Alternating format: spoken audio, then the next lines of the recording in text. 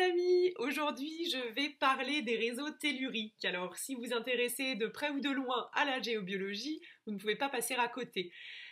Pour rappel, nous sommes soumis au rayonnement de différentes natures qu'on nomme cosmotelluriques et l'équilibre de ces rayonnements venant du haut, c'est-à-dire du cosmos, du soleil et des étoiles et des rayonnements venant du bas, c'est-à-dire de la Terre, eh bien, fait l'équilibre de l'homme, de l'humain, du grand vivant en règle générale. Et pour nous situer, nous sommes sur la Terre et nous sommes entre la Terre et le ciel. Nous faisons ce pont entre les deux natures, les deux types d'énergie. Alors, la Terre, dans sa constitution de forme, de matière, a en son noyau deux métaux majoritairement, donc en fusion, qui sont le nickel et le fer. Et suivant la loi de Planck, tout métal chauffé irradie, et ce, davantage suivant la façon dont il est chauffé. Donc, c'est pour cela que majoritairement nous retrouvons un maillage de réseaux nickel et de réseaux de fer dans nos habitats. Les autres métaux sont beaucoup plus rares et donc ont un maillage beaucoup plus espacé. Ce noyau, suivant la rotation de la Terre, suivant les forces gravitationnelles, etc., va en fait créer un champ de nature électrique et de nature magnétique, un champ électromagnétique. Et tous les métaux que nous retrouvons et qui constituent la Terre, nous les retrouvons en plus ou moins de grande quantité dans notre corps. C'est pour cela que cela va rentrer en résonance et qu'ils vont être bénéfiques ou pas, suivant comment on va les influencer. Voilà, je vais dire ça comme ça. Et notamment, ils étaient connus depuis des millénaires par les grands bâtisseurs, car effectivement, les sites mégalithiques, les temples néolithiques, tous les lieux sacrés sont construits avec les réseaux telluriques, et c'est ainsi qu'en fait la population bénéficiait de ces lieux de soins, ces lieux de guérison, de régénération, car les bâtisseurs, on va dire, tiraient parti de ces réseaux qui circulent à la surface de la Terre et dont ils émanent en fait et sont associés à des métaux. Et ils savaient les mettre en harmonie, les canaliser, coupler avec les puissances de l'eau, des veines d'eau, les failles, les cheminées, etc., etc., pour vraiment faire de ces lieux des lieux de soins, de guérison. Mais là, je vais revenir pour nos habitations et revenir à ce qu'est un réseau tellurique. Un réseau tellurique, justement, dans l'observation de ce maillage au niveau de la surface de la Terre, eh bien, chaque métal est associé à un maillage et chaque maillage est orienté d'une certaine façon, soit dans les orientations cardinales ou semi-cardinales.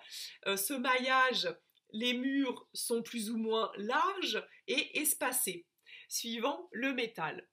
Et on va dire que le réseau nickel a un maillage serré, c'est pour ça qu'on le retrouve partout, le réseau fer également, et puis après les autres métaux ont un maillage plus espacé. Par exemple, l'argent, l'or, le cuivre, etc. ont un maillage espacé. C'est d'ailleurs pour ceux-là qui sont tellement espacés qu'on ne les retrouve pas dans les maisons d'habitation ordinaires, mais qu'on les retrouve sur les lieux sacrés et qu'ils sont toujours couplés. Et ça ne vous aura pas échappé que quand vous prenez un complexe, par exemple, d'oligo-éléments, eh bien, il fonctionne toujours aussi par trois, l'or, l'argent et le cuivre. Eh bien, les réseaux telluriques fonctionnent aussi comme cela pour les centres et les lieux de régénération. Mais ils passent aussi tout, pour ne citer, par exemple, je vais citer donc le lithium, le silicium, le palladium, l'uranium, le zinc, le qu'est-ce que l'antimoine, etc., etc. Et vous voyez que la Terre nous irradie, nous abreuve de réseaux bénéfiques. Alors, dans nos habitats, eh bien, le géobiologue va souvent regarder comment ces réseaux, et le réseau nickel associé à Hartmann et le réseau fer associé à Curie, ils portent le nom de leur découvreur ou redécouvreur, mais moi j'aime bien en fait quand je fais une recherche de réseau, j'aime bien le nommer par le métal auquel cela correspond, puisque quand on fait une recherche en radiesthésie, on ne peut trouver que ce que l'on cherche. Alors que vous retrouverez majoritairement que vous preniez un livre, enfin plusieurs livres ou plusieurs sites, que parfois sur l'association découvreur-réseau, enfin métal, parfois ils ne sont pas d'accord. Donc moi je vous invite à expérimenter, à faire votre propre convention et rechercher par exemple le réseau cuivre, le réseau nickel, le réseau fer, et vous pourrez de facto les trouver. Et du coup, on va se mettre en recherche de ce réseau ou de ces réseaux nickel et fer parce que ce sont deux réseaux, donc un de nature électrique, un de nature magnétique, un orienté dans le sens cardinal et l'autre semi-cardinal, et ils sont tous les réseaux porteurs d'informations. Et il est intéressant de faire bien la différence entre le réseau associé à un métal que l'on associe pour faire un raccourci rapide à négatif, à la différence de plutôt qu'est-ce qu'il porte comme information.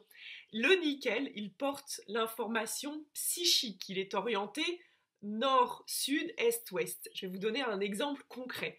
Vous êtes donc, il circule dans le sens magnétique terrestre, nord-sud, vous avez votre maison.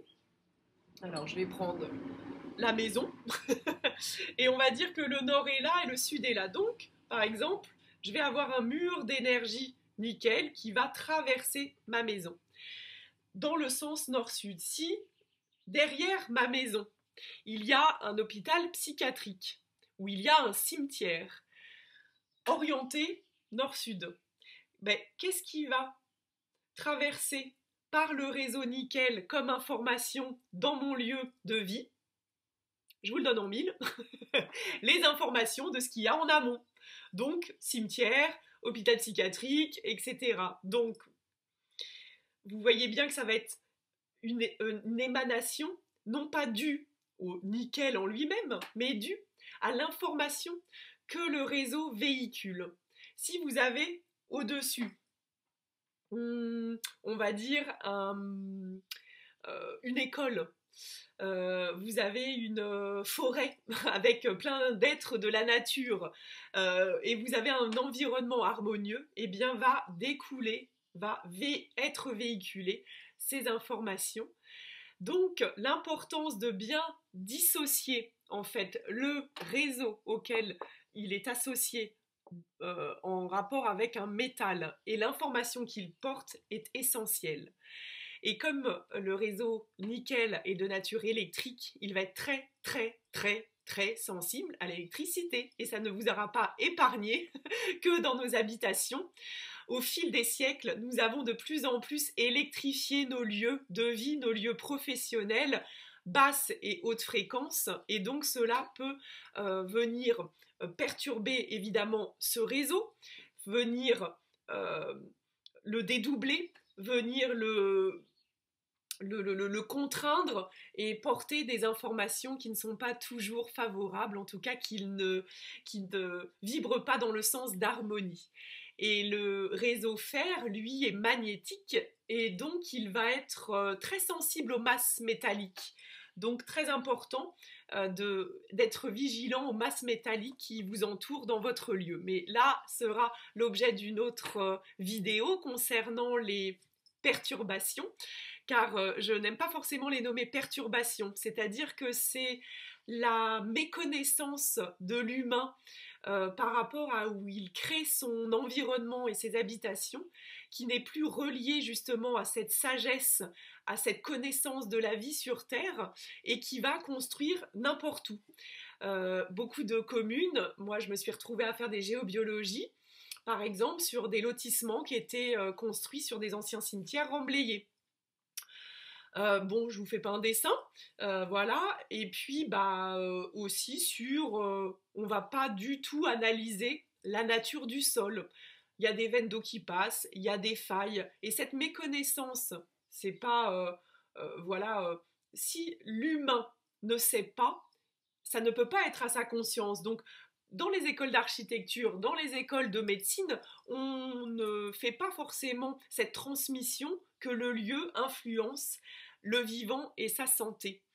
Et c'est très important que les réseaux telluriques puissent circuler de façon harmonieuse, sans être noués, contraints, bouchés, perturbés.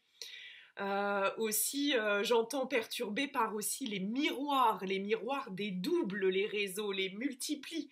Et donc, du coup, on se retrouve avec des réseaux qui n'ont plus cette harmonie, cette circulation ondulatoire, car dans la loi universelle, tout est créé sur la loi d'harmonie et circule dans ce sens, dans le sens du courant de vie. Ce que l'humain a rapporté sous couvert d'évolution, donc l'électrification un maximum, les antennes, les pylônes, etc. Mais aussi je ne sais plus ce que je voulais dire d'ailleurs, où j'en étais.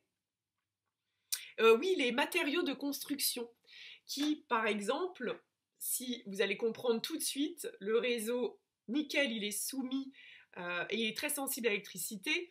Et si je mets des masses métalliques, si je mets de l'électrification, si je fais une dalle ferraillage béton, si je fais des cloisons en ossature métallique avec du courant électrique qui passe dedans, vous voyez bien que c'est une source à perturber en fait ces réseaux qui doivent circuler naturellement, puisque c'est la circulation naturelle de la Terre, à l'image de l'humain, où on pourrait dire nous à l'image de la Terre. Et bien la Terre, elle a une circulation énergétique, elle a un corps énergétique comme nous, elle a ses chakras, elle a ses méridiens, elle a ses nadis, et donc on pourrait dire que vous, si vous allez consulter ou voir un acupuncteur pour qu'il agisse avec ses aiguilles ou ses moxas sur les méridiens pour que ça recircule, pour que ça se disperse, pour que ça se dissolve et que tout recircule harmonieusement, eh bien on va dire que le géobiologue ainsi que les bâtisseurs, les menhirs, c'est des grandes aiguilles pour la terre, des grandes aiguilles d'acupuncture, eh bien c'est cela également, la terre. On va venir en fait apporter un acte, un dispositif énergétique et éthérique qui va avoir une influence dans la matière sur la circulation. Ça va dénouer les nœuds, ça va faire que la circulation circule harmonieusement et surtout circule, parce que c'est surtout quand c'est bouché qu'il faut, comme un plombier, déboucher la tuyauterie. Parce que les réseaux, c'est de la circulation d'informations, c'est de la circulation énergétique qui rentre en résonance avec nous, donc qui nous est bénéfique, sauf s'ils ne peuvent plus tenir leur rôle par mise en place de perturbations artificielles créées par l'humain, ou alors couplées à d'autres émanations de la Terre que sont les veines d'eau, les failles, les cheminées cosmotelluriques, qui vont créer une accumulation et créer en fait des zones ou des nœuds géopathogènes.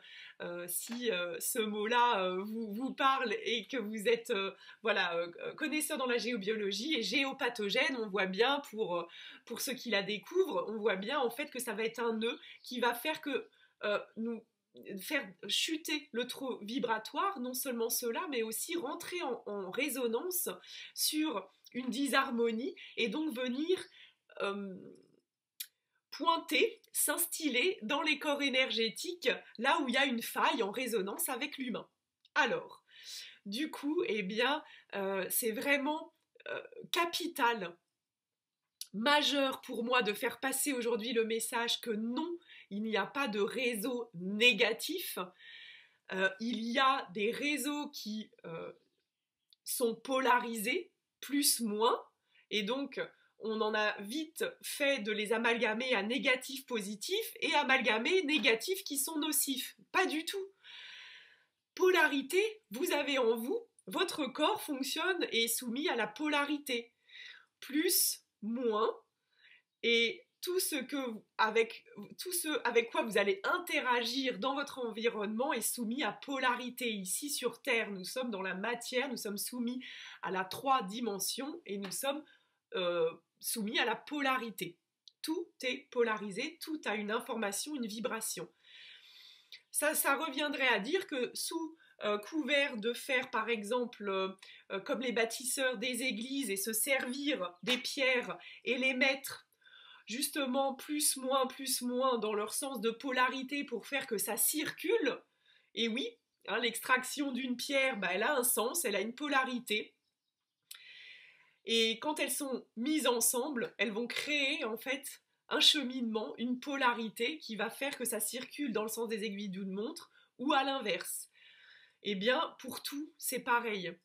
Tout a une polarité. Si je souhaite dessiner sur mon sol et faire un sol vivant, vibrant, une polarité, je vais mettre la conscience et le sens, par exemple, d'une terre cuite qui est polarisée, d'une pierre, d'un pavage qui est polarisé, les pierres, le bois, tout ce qui est vivant est polarisé et vibre dans le sens d'harmonie si j'ai la conscience de l'utiliser avec ce savoir et cette sagesse que j'ai au cœur de moi, puisque je porte quand même dans ma mémoire toute cette connaissance de mes lignées. Et du coup, c'est aussi parce que l'humain s'est coupé de cette sagesse qui va mettre en œuvre des matériaux morts. Voilà, n'ayons pas peur des mots. Oui, qui ne vont pas vibrer, qui ne vont pas rayonner. Et c'est bien pour cela que quand vous rentrez dans une maison qui est fabriquée, enfin construite avec des matériaux sains et avec la conscience, eh bien, vous sentez qu'il y a une âme, qu'elle est vivante, hein, parce qu'elle est faite avec des matériaux vivants. Et que ça vibre, que ça rayonne quelque chose, ça raconte une histoire, ça va être dans le sens harmonie, ça va transmettre l'information d'harmonie et rentrer en résonance avec l'harmonie dont nous sommes issus. Nous sommes construits sur les principes d'harmonie du nombre d'or que l'on retrouve partout dans la nature. L'humain n'y échappe pas. Seulement, il a créé des constructions qui ne vibrent pas, qui ne prennent pas cela en compte. Bon, je vais pas trop m'éloigner parce que quand je suis partie, je peux vous garder 2 heures. Je vais revenir sur les réseaux. Donc, avoir la conscience, pour moi, ce qui est primordial, c'est d'avoir la conscience que c'est ce maillage, en fait, ces métaux qui se retrouvent sur les différentes couches des manteaux de la Terre jusqu'à son cœur en fusion, forment une grille que l'on peut retrouver à la surface de la Terre. Et cette grille, elle est en volume. Donc ça fait comme des murs, en fait, d'énergie qui font terre-ciel, donc qui sont telluriques vers le cosmique, mais aussi dans l'orientation de la Terre. Et qui a aussi des planchers, hein, des octaves. Donc en fait, nous sommes non seulement soumis à ces réseaux en 2 dimensions, mais aussi en 3 dimensions, donc ils peuvent nous traverser. Et que dans nos maisons, nous retrouvons majoritairement le réseau nickel et le réseau fer, c'est pour ça qu'on leur accorde autant d'importance en géobiologie, et que dans les lieux sacrés et dans les églises, pour être garant qu'elles soient bâties avec cette sagesse et ce savoir, eh bien, aller dans les églises du XIIe siècle, eh bien, il y a différents réseaux qui circulent non seulement à l'hôtel, mais aussi dans toute l'église. Et il y a tous les croisements des réseaux nickel-fer, donc Hartmann et Curie, qui sont positionnés à des endroits vraiment réguliers et à des endroits spécifiques.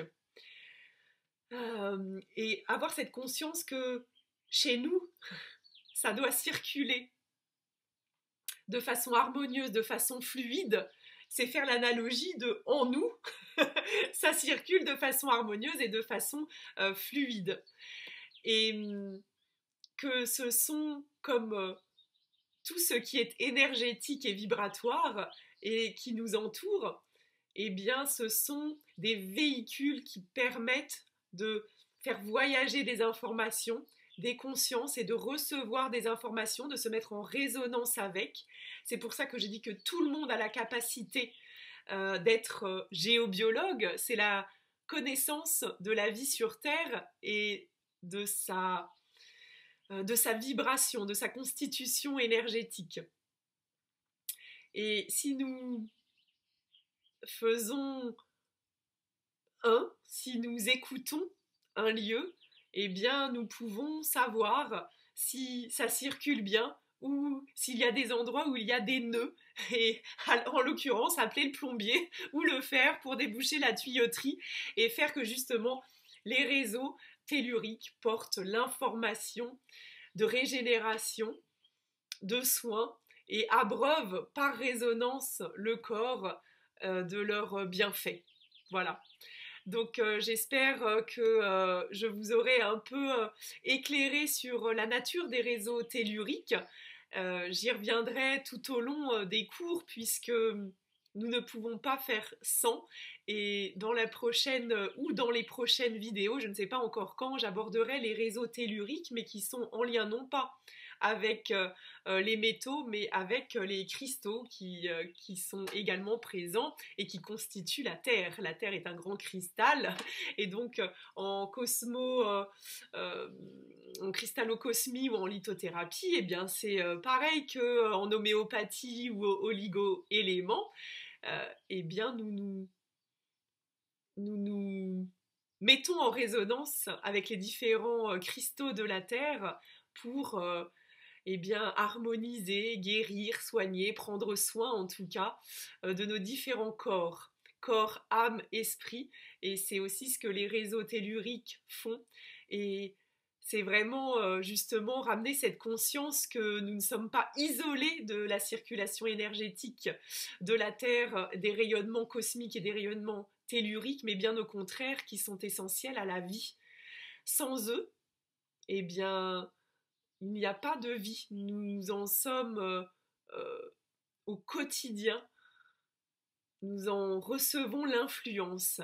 Et c'est cette conscience qu'il est aujourd'hui nécessaire de retrouver pour implanter les projets à grande échelle des villes, mais également son lieu de vie, privé ou professionnel. Car cela change vraiment tout à partir du moment où on met de la conscience sur la conscience que tout est relié et que l'environnement et que les énergies influencent tout le vivant. Je vous dis à très bientôt, au plaisir de partager avec vous.